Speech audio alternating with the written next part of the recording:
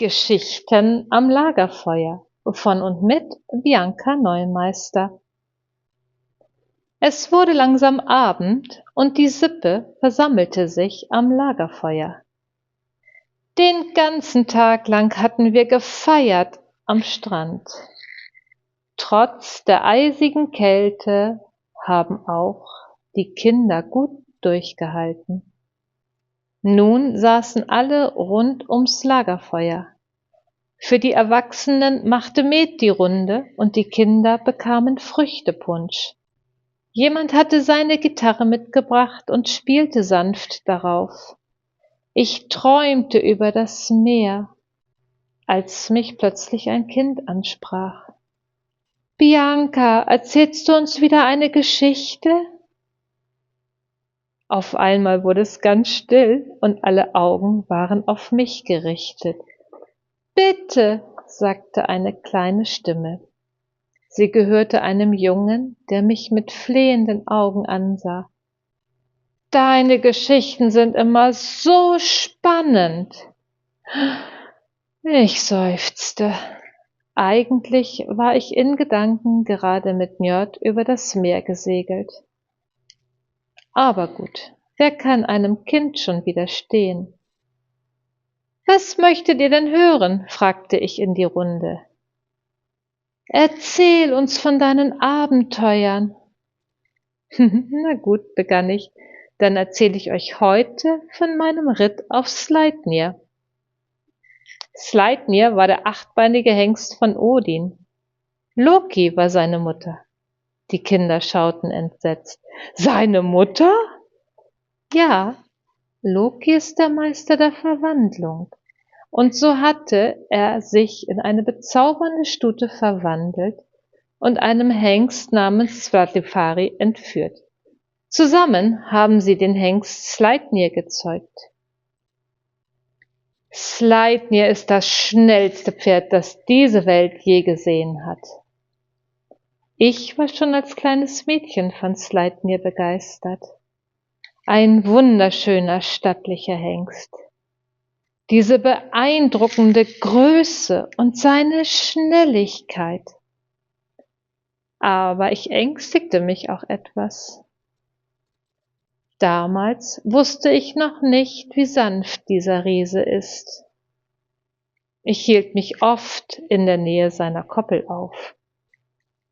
Allvater Odin durfte mich nicht erwischen. Schließlich wusste niemand außer Heimdall, dass ich von Midgard nach Asgard wandeln konnte, wann immer mir danach war. Heimdall war mein Freund und er ließ mich gewähren. So saß ich mal wieder am äußersten Rand der Weide und staunte über die Größe und Schönheit von Sleipnir. Mit Pferden war ich aufgewachsen. Reiten lag mir im Blut. Ich wollte so gerne eines Tages zu den Walküren gehören. Ob jemand aus Midgard wohl zu den Walküren gehören könnte? Aber das ist eine andere Geschichte. Zurück zu Sleipnir. Mittlerweile war ich schon so oft hier gewesen, dass Sleipnir meine Witterung kannte. Dennoch ignorierte er mich.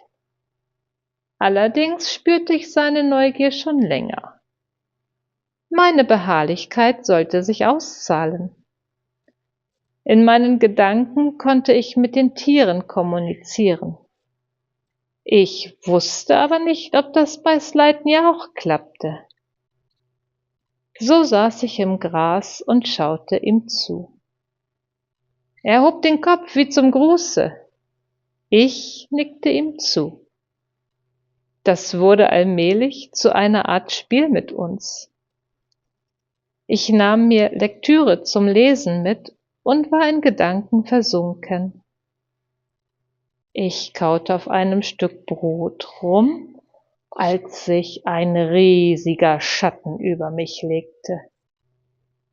Erschrocken schaute ich auf und starrte in Sleipnirs riesige Nüstern. Hoffentlich prustet er jetzt nicht, entfuhr es mir. Die Nüstern blähten sich gefährlich. Ich wusste nicht, was mir jetzt geschieht. Da ertönte eine tiefe Stimme. Das Brot, das du da isst, riecht köstlich. Gibst du mir etwas davon? Heißer, das war doch nur ein winziger Laib Brot. Jeder Zahn in Sleipnirs Maul war größer. Zitternd legte ich das Brot auf seine riesige Zunge. Er schluckte das Brot weg wie nichts, aber ich fühlte sofort, dass er es genossen hatte. Vortrefflich, hörte ich dann auch schon. Sleipnir sprach wirklich mit mir. Mein Herz hüpfte vor Aufregung. Das war mutig von dir, Tochter von Midgard, hörte ich eine Stimme hinter mir. Erschrocken fuhr ich herum. Odin! Oh nein, auch das noch. Wo ist denn nur ein Erdloch, wenn man eins braucht? Aber der Allvater grinste. Hab keine Angst, sagte er sanft. Zitternd stand ich zwischen ihm und Sleipnir. Ich fühlte mich wie eine Ameise zwischen den zwei Riesen. Wie lautet dein Name, Tochter von Midgard? Bianca, sagte ich schüchtern. Dann schrie ich förmlich meinen Namen, da ich annahm, dass meine Stimme gar nicht an sein Ohr reichte. Du schreist ja lauter als die Sirenen, sagte der Allvater gutmütig lächelnd. Kein Wunder, dass du es hierher geschafft hast. Ich erwartete meine Bestrafung. Aber danach sah es gar nicht aus.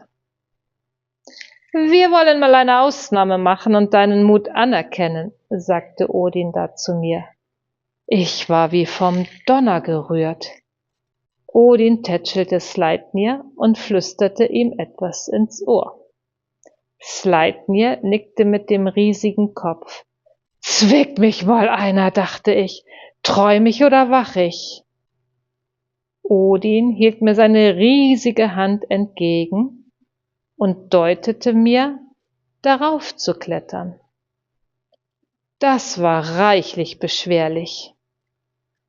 Als ich in seiner Hand sicher saß, grinste ich verlegen. Wie soll man denn dem Allvater eigentlich begegnen? Er schien seinen Spaß zu haben. Mir war ganz erbärmlich zumute, aber langsam mischte sich mein Abenteuergeist ein und ließ mich ruhig werden und das Geschehen genießen.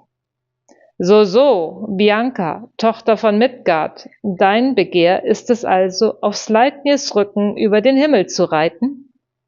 Ich straffte die Schultern und antwortete tapfer, aber nicht mehr so laut.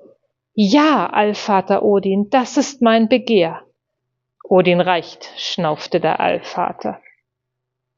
Irgendwie war die Szene skurril, aber liebevoll für mich.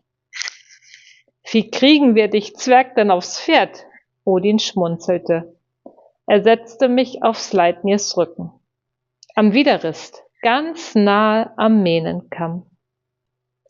Er band mich mit Strähnen aus der Mähne auf dem Rücken fest. Na, so etwas war mir auch noch nie passiert. Aber dann wiederum ist mir all dies zuvor auch noch nie passiert. Die Kinder glucksten vergnügt und starrten mich mit großen Augen und Neugier an. Wie ging es weiter? Fragten sie. Ich hielt mich an der Mähne fest und Sleipnir setzte sich in Bewegung. Schon diese ersten Schritte ließen mich wieder schwindelig werden und ich hatte Mühe, mich zu halten. Wieder war es Sleipnir, der zu mir sprach und fragte, ob bei mir alles gut wäre und ich bereit für mehr wäre. Tapfer schluckte ich die Übelkeit hinunter und bejahte. Was dann passierte, war schöner als der schönste Traum. Dieses starke, kraftvolle Pferd setzte sich in Bewegung und wurde schneller. Mein Magen und ich gewöhnten uns an das Tempo. Ich hing in der Mähne sicher verflochten. Sleipnir galoppierte in atemberaubendem Tempo dahin, über Felder, Wiesen, durch Täler und am Firmament. Ich konnte mich an der Schönheit der Natur gar nicht satt sehen, so rasant wechselten die Schauplätze. Vorbei ging es an Bergen, Wasserfällen, riesigen Häusern, hohen Bäumen, Sterne zum Greifen nah. Ich sah, wo die Götter residierten. Ich schaute auf gigantische Weinhänge und riesige Seenplatten. So schnell wie wir vorbeiflogen, konnte ich all die Eindrücke kaum verarbeiten. Ich hielt mich fest an der Mähne und bat flüsternd darum, dass Sleipnir schneller laufen möge. Ich wollte diese Schnelligkeit erleben. Sleipnir kam meiner Bitte nach, und nun konnte ich um mich herum nur noch die Farben sehen. Alles zerfloss zu einer einzigen Masse. Aber das war es, wonach ich mich gesehnt hatte.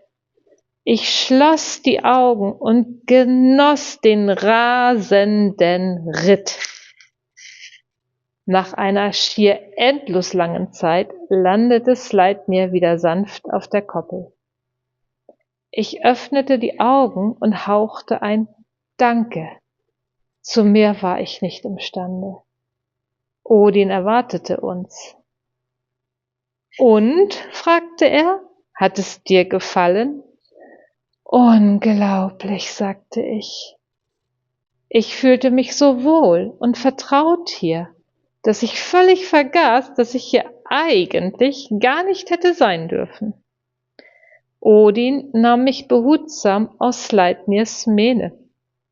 Er schaute mich aus seinem einen Auge an, dann lächelte er.